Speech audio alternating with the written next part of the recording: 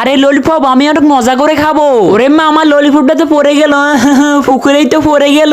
ফু ফু আরে কি হয়েছে ইয়ামিনী? আরে বাপরে ইয়ামিনী তোমার কি হয়েছে?